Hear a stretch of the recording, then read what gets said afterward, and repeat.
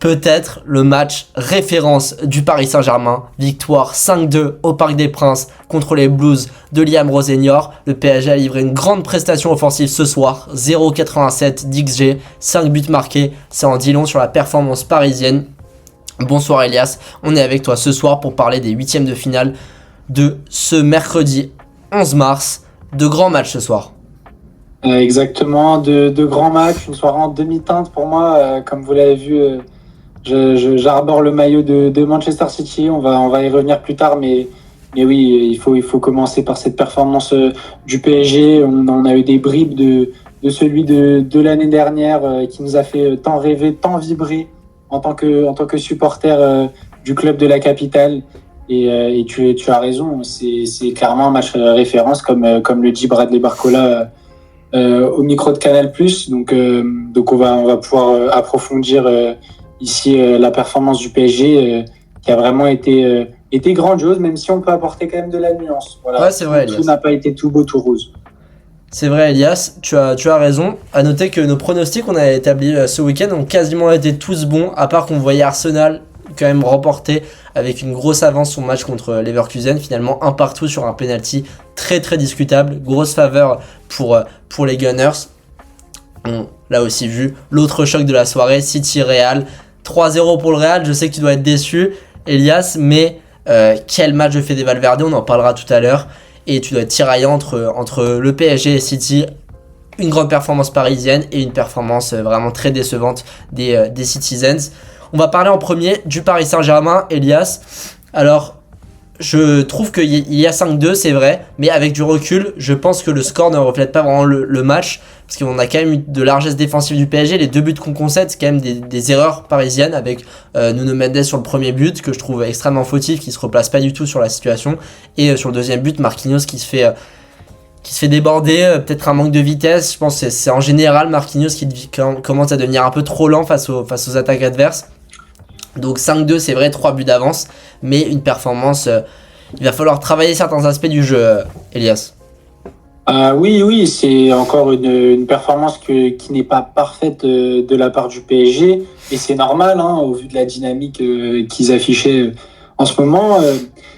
Mais cette victoire va clairement leur faire du bien. Sur le deuxième but, tu l'as dit, pour le coup, je trouve que Désiré Doué est aussi très très très gentil dans son duel, mais c'est vrai que Marquinhos le perd à la vitesse et il en a perdu plusieurs durant le match, et c'est vrai que la défense ne rassure pas énormément, et même si l'attaque a énormément satisfait. On rappelle que quand même il y avait 2 partout avant d'avoir 5-2 quand même. Donc, ça veut dire que le match était plutôt serré. Le score est assez sévère pour les Blues, comme l'a dit Wesley Fofana au micro de Canal. Après le match, ils ont puni toutes les erreurs à punir. Ils ont été pragmatiques, réalistes. Le PSG, enfin un PSG réaliste, et un PSG réaliste, ça en met 5. Donc s'ils le sont à chaque fois, ça peut faire comme l'année dernière. Et ça on n'a pas retrouvé ce scénario qu'on avait eu au match aller à Liverpool l'année dernière, où le PSG avait outrageusement dominé. Liverpool, là, c'était quand même un peu plus équilibré, une belle équipe de Chelsea qui a mis vraiment en difficulté le PSG. Donc attention au match retour, rien n'est fait, parce qu'on l'a vu contre Aston Villa l'année dernière, ça a été très dur d'aller confirmer là-bas à Birmingham. Pareil, ce sera très dur là-bas à Stamford Bridge, dans l'enfer londonien. À mon avis, le stade va être bouillant et va y croire jusqu'au bout. Écoute Elias, t'as entièrement raison. C'est vrai que défensivement, le PSG a pas été au top. Même si William Pacho, j'ai trouvé excellent ce soir. Et même si Marquinhos, comme on l'a vu en général, c'est compliqué pour lui en ce moment. Par contre, offensivement, le PSG, c'était extraordinaire. Dembélé, Kvaratskhelia, Barcola qui est pas loin d'être homme du match, parce qu'il sort son premier but depuis 1 an là en LDC, avec un magnifique contrôle de poitrine, enchaînement, reprise, barre rentrante. Et il est à l'origine du 3e but, où il récupère la balle sur une mauvaise sortie de Jorgensen, le portier des Blues. Et après l'entrée de Kvaratskhelia, que dire, j'ai l'impression que c'est sa spéciale de rentrer à la 70e et de rentrer intérieur et d'enrouler deuxième poteau. Il met un magnifique but pour le 4e but parisien. Et que dire du 5e but du PSG, qui est le reflet du PSG Luis Enrique 2025, un but à la je sais pas si tu te rappelles du 3-0 PSG-Inter où Désiré Doué avait marqué avec une talonnade de Vitinha. Là, c'est exactement la même chose. Talonnade de Vitinha, débordement d'Hakimi, il revient, appel contre appel avec Seny Mayulu, et on a Kvaratskhelia tout seul qui finit sur un magnifique centre du Marocain Achraf Hakimi. Donc offensivement, c'est vrai que là c'est un match référence, comme l'a dit Bradley Barcola pour les Parisiens. Ils vont devoir s'en rappeler, surtout moi là où j'ai aimé le PSG, aussi dans le milieu de terrain, où on a vraiment retrouvé le milieu qui a fait la force du PSG l'année dernière, le contre-pressing qui est à l'origine de plusieurs buts, comme celui, le 4e de Kvaratskhelia, où Seny Mayulu fait une énorme récupération 3 secondes après l'avoir perdu. Donc on retrouve un peu le PSG. On a beaucoup critiqué le PSG pour son manque de préparation physique, pour son manque de pression, et là on retrouve le Paris Saint-Germain de 2025, et on espère que ça va continuer sur cette dynamique. La semaine prochaine, c'est vrai que 3 buts d'avance, c'est quand même une grande avance pour les Parisiens, mais attention, on a déjà vu, on sait comment c'est le football, on a déjà vu 1 milliard de scénarios où l'équipe gagne 3-0 au match aller et perd et se fait éliminer au match retour. Donc attention, si les Blues marquent rapidement, attention au PSG. Mais moi j'y crois à fond pour le match retour, et ce serait bien pour la confiance d'aller chercher la victoire à Stamford Bridge. Elias. Oui, PSG ne va pas se plaindre d'avoir mis 5-2, même si c'est pas forcément très mérité au vu de la rencontre, hein. Le 5-2 est aussi mérité dans un sens, avec ce réalisme du PSG, et puis ils ont joué jusqu'au bout, ils ont joué jusqu'à la 94e minute. Ils n'ont pas baissé le pied, contrairement à Chelsea qui s'est un peu relâché, à l'image de cette erreur du gardien qui du coup relance une dynamique positive pour le PSG, et ce but de Vitinha qui est tout simplement exceptionnel. João Neves qui a fait un énorme match dans l'entrejeu, il a vraiment a fait du João Neves, il revenait de blessure. Et il a montré qu'il avait encore plus envie qu'avant sa blessure, et il a redonné énormément de couleurs à ce milieu parisien. Vitinha, que dire, hein, il est à l'origine de ce 5e but qui vient peut-être plier la double confrontation. Magnifique, qui est encore un des meilleurs milieux du monde, si ce n'est le meilleur, honnêtement. On retrouve quand même les belles individualités du PSG. Barcola, tu l'as souligné. Barcola qui retrouve des couleurs. Ça y est, c'est le retour de Barcola. On espère que ce match va lui servir pour la suite de sa saison, parce que le PSG a besoin d'un Barcola en forme. Honnêtement, il a été clinique, chirurgical. Ce premier but lance idéalement la partie, même si après le PSG se fait rejoindre. Il y a quand même un ascendant psychologique. Et t'as pas parlé d'un joueur aussi qui revenait de blessure, Ousmane Dembélé, qui a semblé très en forme. Et sur ce deuxième but, sur le but qu'il met, on est à 2 doigts de l'insulter, parce que on voit Hakimi en très bonne position qui dédouble, mais en fait il nous fait fermer nos bouches, et il l'a bien montré avec ce regard caméra à la fin sur sa célébration. Qui montre qu'il est encore présent, et que c'est pas pour rien qu'il a un ballon doré dans son armoire à la maison chez lui. Dembélé qui a aussi à l'origine du premier but, qui a été très en jambes. Donc vraiment une attaque parisienne très très satisfaisante, à part Désiré Doué. Mais voilà, on retiendra quand même énormément de positifs côté PSG, et ils aborderont leur match retour à Stamford Bridge avec un matelas. Mais on le répète, attention, en Ligue des Champions, rien n'est jamais fait. Effectivement, Elias, rien n'est jamais fait en Ligue des Champions. Tu l'as dit, Ousmane Dembélé. Je pense que c'est comme ça dans le football. S'il loupe sa frappe, c'est un mauvais choix. Mais vu que c'est Ousmane Dembélé, c'est un bon choix. Forcément, il montre bien toute sa prestance de ballon d'or avec ce magnifique crochet. Puis il revient sur le pied droit et il finit avec sang-froid. Tu l'as pas dit, par contre, le but extraordinaire, je trouve, de Vitinha, plein de sang-froid, où il lobe le gardien Jorgensen sur le 3e but du PSG. Je trouvais que c'était vraiment la quintessence de Vitinha, un milieu qui apporte toujours cette vague de confiance et cette sérénité dans le milieu parisien. Après, on va un peu parler d'autres matchs que du PSG. On va passer quand même à Real City, le choc. Je pense que c'était le choc de ces 8e de finale de Ligue des Champions au Bernabeu. Et quelle performance des Madrilènes, on peut le dire. je vais te laisser parler du mauvais choix tactique de Pep Guardiola. J'ai l'impression que chaque année, en Ligue des Champions, Pep Guardiola fait un mauvais choix tactique. Mais après, je vais devoir te parler d'un joueur. Un joueur, je te l'avais annoncé, mais là, ça vient de tomber. Il vient d'avoir 10 sur 10 dans l'équipe, donc c'est extraordinaire. Un des seuls de l'histoire à avoir eu 10 sur 10, Federico Valverde. Parle-nous d'abord de Guardiola, et après, je te parlerai du milieu madrilène. Que dire? J'y croyais dur comme fer au vu de la dynamique du Real, de la quand même relative bonne dynamique de Manchester City. Mais en fait, une bonne dynamique, c'est quand t'as une bonne équipe, quand t'as une équipe type. Et l'équipe type, elle était pas là. Elle était où? Je la cherche encore. Quand tu mets Kusanov à la place de Matheus Nunes, quand tu mets O'Reilly arrière-gauche, alors qu'au milieu de terrain, il s'était imposé comme un élément essentiel, et que tu mets pas Ryan Aït-Nouri, qui est totalement pétard, techniquement, et puis même dans la confiance. Que tu mets Savinho, qui a fait un bon match contre Newcastle, et apparemment, maintenant, avec Guardiola, ça suffit pour qu'il soit titulaire en Ligue des Champions contre le Real Madrid à l'extérieur, et que tu mets pas Ryan Cherki qui te débloque des situations par la passe, mais aussi par le dribble et par son intelligence de jeu.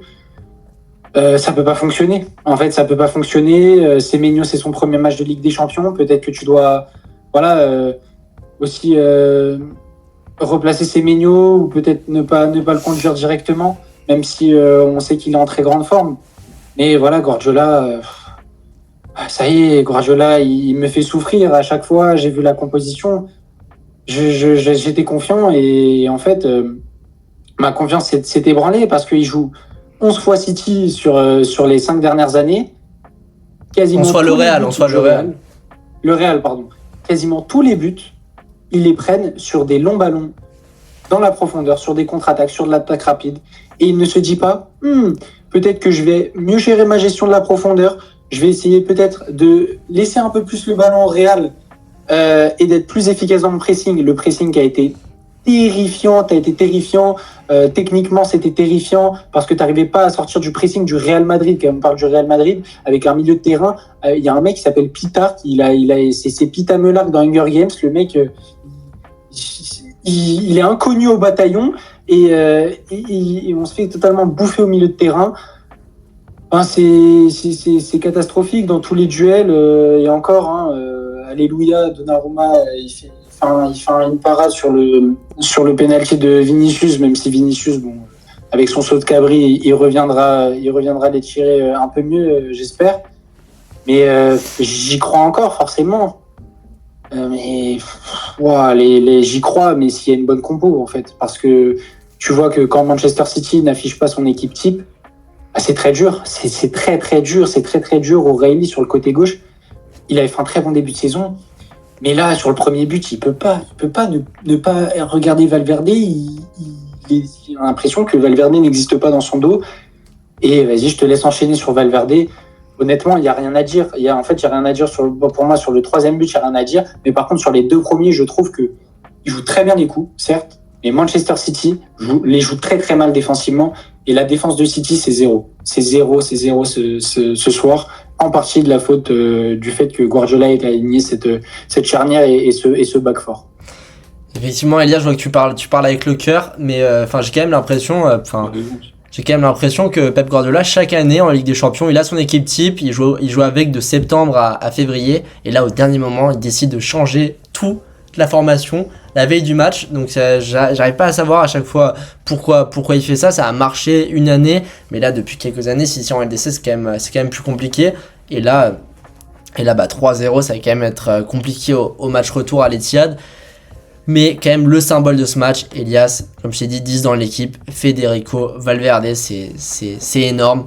Sur son premier but, même s'il y a une erreur de O'Reilly, le contrôle orienté où il s'amène la balle en profondeur, c'est extraordinaire. Il y a quand même une erreur, tu l'as pas dit, de Donnarumma, où j'ai l'impression qu'il sait pas trop où il se situe sur le terrain, parce que il a 2 mètres de marge par rapport à sa surface, il veut pas mettre la main, donc j'ai pas trop compris. Mais sinon, le deuxième but, plein de sang-froid, et le troisième but, que dire. Je pense sérieusement que ça va être un des buts de la saison en Ligue des Champions, voire le but de la saison à LDC. Quelle louche de Brahim Diaz, et le coup du sombrero de Federico Valverde. On dirait qu'il joue contre un poussin Marguerite, et après il finit reprise de volée. Non mais ce joueur est extraordinaire. en général, même, je trouve qu'on parle pas assez de Federico Valverde. Il y a des moments où on dit oui, Mbappé porte à bout de bras le Real de Madrid, mais je trouve que c'est surtout Federico Valverde. On le voit encore ce week-end, il sauve le Real. Mais il y a plein de moments où il est là à pousser les Madrilènes. On se rappelle quand il avait joué latéral droit pendant un certain temps, alors que son poste de prédilection, on sait, c'est le milieu de terrain. Il dépanne à chaque fois. On sent que c'est un joueur qui aime le football, qui aime le Real de Madrid. Et là, on l'a vu ce soir, c'était, je pense, le meilleur match de sa vie. Et tout le monde a ouvert les yeux sur ce magnifique joueur qui est Federico Valverde. Je sais pas ce que t'en as pensé de lui, mais moi à ta place je m'inclinerais devant ce joueur. En fait, effectivement sur le premier but, Aurélie, Donnarumma ils sont fautifs, mais déjà pour faire le grand pont, faut être vraiment super lucide. Le deuxième but, il y a un peu trop d'espace dans le dos des défenseurs, mais le troisième but, mais Marc Guéhi, il va en faire des cauchemars pendant 3 ans et demi, je pense. Ouais, non, mais moi, je n'ai pas de problème à m'incliner. Honnêtement, on doit aussi rendre à César ce qui appartient à César. Le Real a joué son match, a joué avec ses atouts, même si pour moi, ses atouts étaient vus et revus et je pensais que City allait s'adapter. Mais ils ont joué avec leur force et c'est tout à leur honneur. Honnêtement, ils étaient quand même amputés de plusieurs joueurs majeurs comme le Kicks et Jude. Mais voilà, Vinicius a aussi fait des dégâts dans la profondeur. Et puis Valverde également. Enfin, on sait très bien que la défense de City a quand même un problème de vitesse et ils l'ont exploité à merveille. Et puis même, je trouve que dans le jeu, c'était City, faisait son petit circuit de handballeur. Voilà, et ils auraient même dû avoir une pénalité pour refus de jeu, honnêtement, par moment. Et le Real, voilà, il sortait tranquillement du pressing de Manchester City, très serein. Trent Alexander-Arnold qui a été plutôt bon, Ferland Mendy qui a fait sa bonne première mi-temps. Tous les joueurs du Real étaient bons et honnêtement, il faut leur donner du crédit. City n'a pas été bon, le Real a exploité les erreurs du City. Bravo à eux, tout simplement. Maintenant, il y a un match retour. C'est exactement le même écart de but que Chelsea doit remonter face au PSG. J'espère pour le PSG que ce ne sera pas un sort similaire si City fait une remontada pour Chelsea. Mais voilà, rien n'est encore fait. À l'Etihad Stadium, c'est encore possible. Maintenant, va quand même falloir corriger des trucs. Parce que certes, Manchester City est dans une saison de transition, mais quand tu vois l'état de l'équipe du Real Madrid, je te vois hocher la tête. Non, mais tu n'y crois pas. Moi, forcément, j'y crois. Et je pense que si le PSG était aussi mené 5-2 et qu'il recevait au retour, tu y croirais aussi. Mais forcément, il faut y croire. Il faut y croire en LDC. Il se passe tellement de choses dans cette compétition. Certes, City n'est pas adepte des remontadas comme l'est son adversaire. Mais tout est possible. On ne sait jamais. À l'Etihad Stadium, on sait que les Citizens peuvent être très dangereux. Et si la composition clique, et si le Real se voit un peu trop beau par moment, ça peut vite tourner. Voilà, il va falloir être très très fort dans les premières minutes de jeu. Écoute Elias, tu l'as dit, le Kicks n'était pas là aujourd'hui au Bernabeu. Il n'était pas tout seul d'ailleurs à Paris, comme l'a dit Pep Guardiola. Et en tribune, on l'a vu, tel un minot qui célébrait les buts du Real de Madrid. C'était sympa à voir, mais moi je te le dis, le Real de Madrid, ils sont déjà qualifiés. Là, c'est joué d'avance. Tu vas pas remonter 3 buts au Real de Madrid. Je pense qu'il n'y a aucune chance.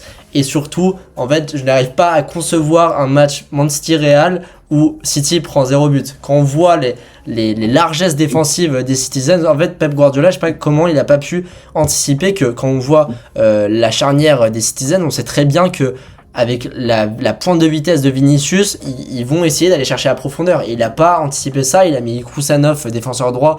Je n'ai jamais vu à ce poste de ma vie et je trouve de toute façon dégueulasse ce joueur. Mais de toute façon, la semaine prochaine, en fait, City peut mettre 3 buts, ça c'est sûr, j'en suis persuadé. Ils ont quand même des grosses forces offensives, comme Jeremy Doku, comme Semenyo, comme Haaland en Première Ligue, on le voit chaque semaine. Ils sont quand même très très bons offensivement, mais défensivement, ça va pas du tout.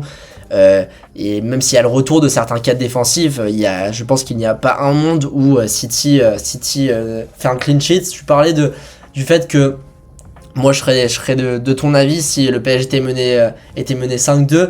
Mais en fait là c'est vraiment l'adversaire qui fait tout. C'est-à-dire que contre Chelsea, si on était mené 5-2, on est capable de faire un clean sheet contre Chelsea et d'en mettre 3. Mais là contre le Real de Madrid, quand on voit la défense de City, je pense qu'il n'y a aucune chance. Je vois le Real peut-être perdre la semaine prochaine à l'Etihad, mais le Real se qualifier tranquillement et le Kicks mettre un but pour son retour.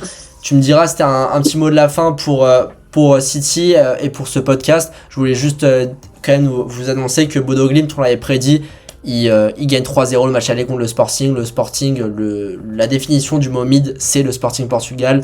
Il ne propose pas de football, donc on pouvait s'y attendre à ce 3-0. Et Bodo Glimt, si ça va en quart de finale, ça commencerait à être la belle histoire, le Ajax 2019 comme on l'a dit il y a quelques semaines, et bah pourquoi pas, il pourrait se mesurer à Arsenal si ça se qualifie la semaine prochaine. Et Arsenal, s'ils galèrent contre Leverkusen, je pense qu'ils vont galérer aussi contre Bodo Glimt, donc on va voir, on va suivre ça avec attention. Et Elias, t'as le mot de la fin, on se retrouve ce week-end pour débriefer le foot de championnat qui reprend, et on va suivre ça avec attention. Mot de la fin mitigé, voilà, mitigé. Forcément, on est heureux pour le PSG, déçu pour City. Et en tout cas, j'ai très très hâte de cette semaine prochaine qui arrive très très vite. Mardi prochain, c'est peut-être l'heure des grandes choses. Peut-être que City va faire une remontada ou pas, ou Bodo Glimt va se qualifier. Arsenal va peut-être être éliminé. Le PSG va assurer son quart de finale et mercredi aussi. Les enjeux dans deux matchs. Voilà, quelle la Ligue des Champions, quelle compétition, et on prendra un plaisir à vous débriefer tous les matchs dans la zone sport. Donc n'hésitez pas à vous abonner, liker la vidéo si ça vous a plu, et on se retrouve courant le week-end pour débriefer les différents championnats.